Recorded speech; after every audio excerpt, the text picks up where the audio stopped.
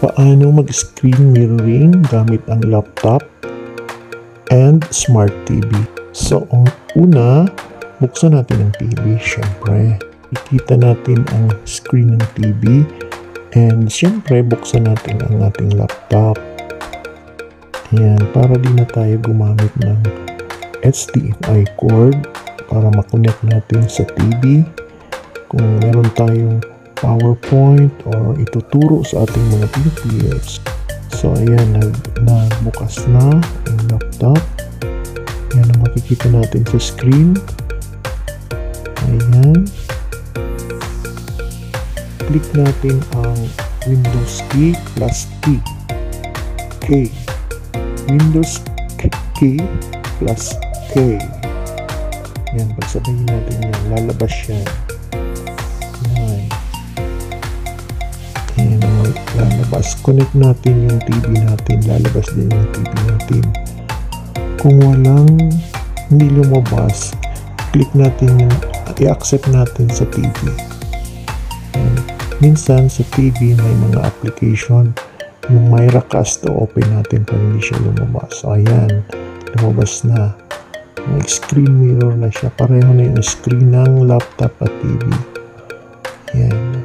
Try natin mag-search ng mga kunyari YouTube. Yan, search tayo. Or Chrome. Or sa Chrome, mag-search tayo. Yan. Yan. O, tingnan natin sa TV. Kung nga yun nga lumabas. Ayan. O, pareho. O. So, hindi na tayo gagamit pa ng cord para ma-connect ang ating screen ng laptop sa ating smart TV.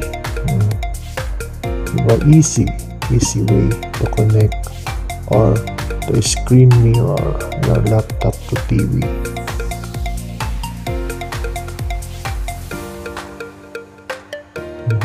Search tayo sa YouTube. Yan, YouTube.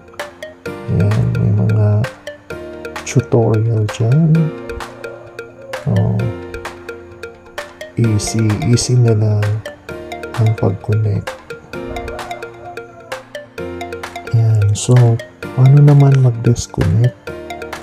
Pag i-disconnect natin yung laptop sa TV, ay pipindutin lang natin uli ang